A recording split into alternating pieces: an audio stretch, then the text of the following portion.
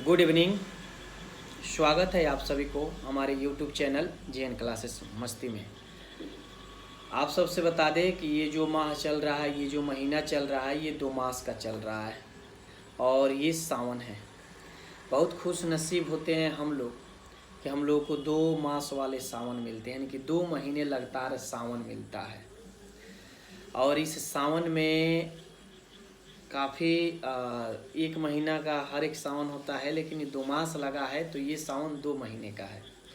और इस 2 महीने के सावन में बहुत से लोग पूजा कर रहे हैं, जगह जगहों पे जाके जल ढार रहे हैं और प्रार्थना कर रहे हैं कि हमारे जीवन में सुख समृद्धि आए। लेकिन उससे पहले उन सभी लोगों से मेरा नम्र निवेदन रहेगा कि आप जल ढारने से पहले और पूजा पाठ करने से पहले सर्वप्रथम आप अपने माता पिता का सेवा जरूर करें, क्योंकि आपको पता होना चाहिए कि जो घर में देवता हैं, माँ और बाप, उनसे बड़ा पूजा और पाठ कुछ नहीं है।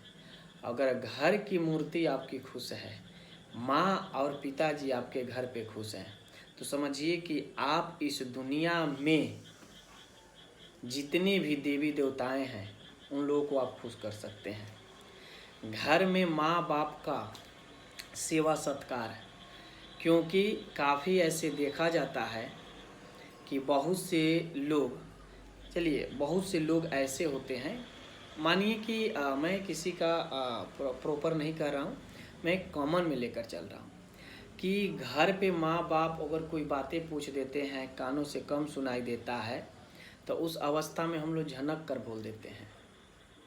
लेकिन वहीं पूजा पाठ हम लोग करते हैं तो उस पूजा पाठ का कोई वैल्यू नहीं है, कोई महत्व नहीं है, जब तक आप अपने माता पिता के कहने को नहीं मानते हैं, अपने माता पिता के बातों को नहीं मानते हैं और अपने माता पिता के आदर और सत्कार नहीं करते हैं। सबसे बड़ा तीर्थ और यात्रा धर्म हर एक चीज़ आपके माँ के चरणों में है। सुबह उठते समय आप अपनी माता के पैरों को स्पर्श करें और माता को प्रणाम करें। पिता के पैरों को स्पर्श करके पिता को प्रणाम करें, क्योंकि जो जन्म दिया है 9 महीना अपने गर्भ में रख कर और आपको जो जन्म दिया, और जिस वक्त आप जन्म लेते हैं शायद कोई दूसरा व्यक्ति आपको नहीं स्पर्श कर सकता है, जिस घिनौने अवस्था में आप जन्म लेते हैं। फिर भी एक माँ का कर्तव्य दायित्व होता है कि आपको अपना कर और प्यार से लगा कर और आपको पोस पाल कर बड़ी करती हैं, तो उससे बड़ा तो कोई इस पृथ्वी पर नहीं है। तो इसलिए सर्वप्रथम आप अपने माता पिता का सेवा सत्कार करिए। उसके बाद आप 2 मास सावन में एकदम पूजा पाठ करिए और माँ और पिता को भी संभव हो तो दर्शन कराइए, हम यही कहेंगे।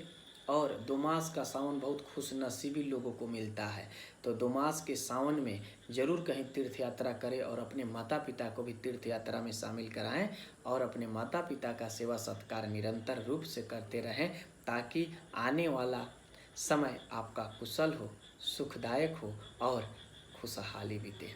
क्योंकि एक थॉट्स है कि काफ़ी समाज के लड़के जो होते हैं वो सोचते हैं कि हम शादी करके जो बहू लेकर आएंगे वो बहू सास यानी कि उसकी माँ की सेवा करेगी।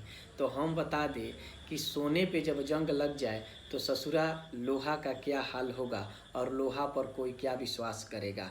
तुम तो अपने माता पिता के लिए सोना हो, और जब तुम ही सेवा सत्कार नहीं कर रहे हो तो सोना पे ही जंग लग गया तो लोहा से कोई क्या उम्मीद करेगा। तो इसलिए आप ये न सोच कर चलो कि हमारी माता पिता का सेवा किसी दूसरी की बेटी आकर करेगी, ये कदाचित नहीं। तुम खुद करोगे तो सोना जब करेगा तो लोहा भी उस लायक बनेगा, और जब तुम खुद नहीं करोगे तो सोच कर भी लोहा कभी सोना का कदर नहीं कर सकता है। इसी के साथ मैं अपने शब्दों को विराम देता हूँ, और अच्छा लगा होगा तो शेयर करिएगा, लाइक करिएगा और सब्सक्राइब करिएगा। धन्यवाद।